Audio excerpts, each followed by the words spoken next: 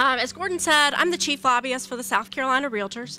I'm here every day advocating issues on your behalf, issues that improve South Carolina's quality of life and make it a better place to work, live, and play.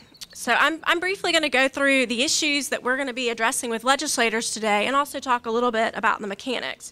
But before I delve into the issues today, did everybody get a copy of this article from the Post and Courier on Sunday? This article is proof that when realtors rally, we deliver results. Last year, when we gathered at the State House for this rally, our goal was to address and change the inequalities of point-of-sale assessment. And today, we can see the positive results of that change with tens of millions of new dollars of investment pouring into the state. Rallying with South Carolina Realtors is proven to improve your business and improve the economy.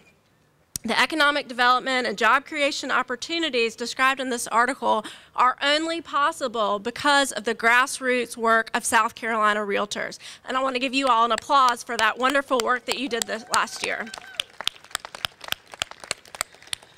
So in 2012, let's build on the great work that realtors have done in previous years and ensure success on the legislative front in 2012. Our 2012 quality of life agenda is bold, but with your support and hard work, it's possible. So I want to kick off this rally back on property tax reform. 2011 was a very successful year in terms of property tax reform and meaningful point of sale reform enactment. But y'all know better than anybody else that there's still a lot of work to be done in the property tax arena. Act 388 has had serious negative consequences on the real estate market, and it has made South Carolina an unattractive place to invest because of the additional property tax burden that Act 388 has placed on non-owner occupied properties. So going forward, South Carolina Realtors support House Bill 5049, that's sponsored by Representative Jim Merrill from Berkeley County. This bill will protect property taxpayers and their right to appeal assessments and tax bills. The changes that Representative Merrill is proposing will allow owners more flexibility in when they can appeal their property tax and based on which values that they can appeal on. And allow them to use current market data in the appeal process. I've heard from many of you that is a huge problem in this downward trending market where assessments were countywide assessments were done at the height of the market, and that's the only data that you're allowed to use to appeal on. So House Bill 5049 was filed by Representative Merrill. It's been referred to the House Ways and Means Committee where it currently resides awaiting a hearing. Today, you need to impress upon your legislators that we want a hearing, we want them to support the bill, and we'd like for them to add their name as a co-sponsor of the legislation. Next on the property tax reform agenda, last summer, the House Republican Caucus formed a tax study committee with the goal of enacting comprehensive tax reform in our state. That work of the tax study committee came to fruition earlier this month, and the caucus introduced a series of bills aimed at comprehensive tax reform. Two of the bills specifically deal with property tax and I think are of particular interest to realtors. House Bill 4998, which would drop the 6% assessment on non-owner occupied to 5%, and House Bill 4993, which would drop manufacturing assessment from 10.5 down to 6. These are positive steps in the battle for property tax reform. And though the devil's in the details, of course, but these bills constitute a real attempt at tax reform in our state.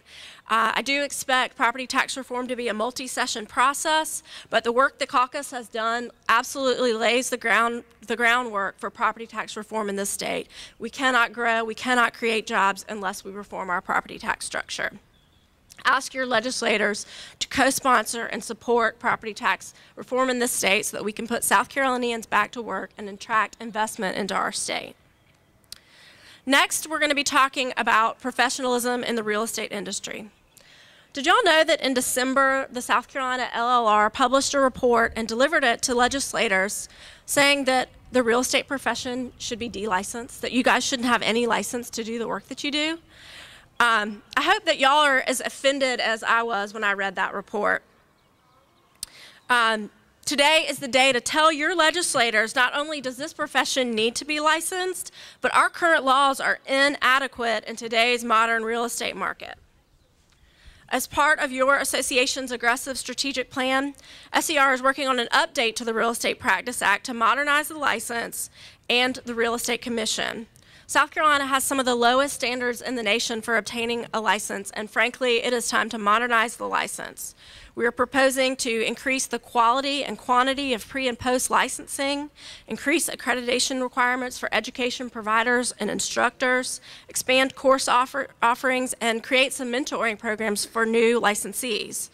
We would also seek changes at the Real Estate Commission to ensure a knowledgeable staff, dedicated attorneys, dedicated investigators, so that the Commission better serves its licensees and consumers.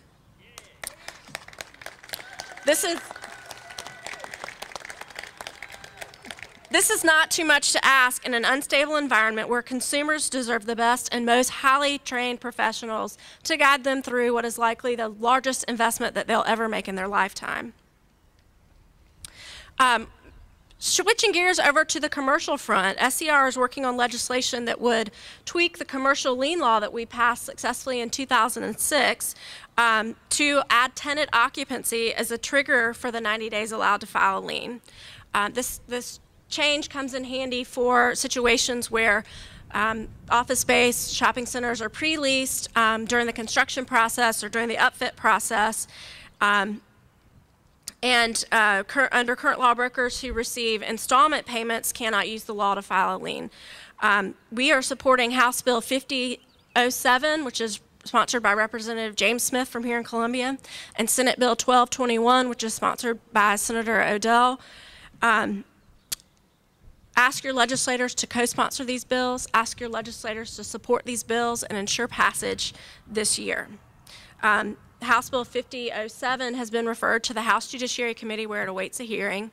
Senate Bill 1221 is on the agenda tomorrow in the Senate Banking and Insurance Committee, having gotten a favorable report in subcommittee last week. So we are asking our legislators to move this effort forward so that our commercial brokers can get paid. The last issue I want to talk to y'all about today is regarding the Pollution Control Act. Last summer, the Supreme Court rendered an opinion in a Smith land case from Horry County, and the opinion said that many citizens may be in violation of the Pollution Control Act, and every other citizen has the right to sue them for it.